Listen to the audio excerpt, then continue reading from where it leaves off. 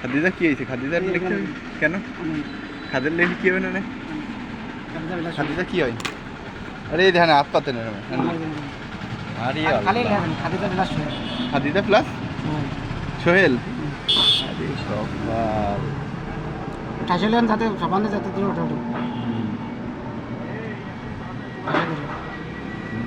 ভুল পারলেন না না, ভালোবাসার বিষয় ভুলভাল যায়।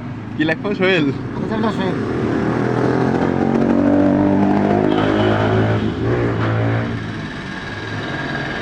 এমন ঠাসে ধরেন যাতে উঠে যাচ্ছে ফুটো হয়ে যাবি।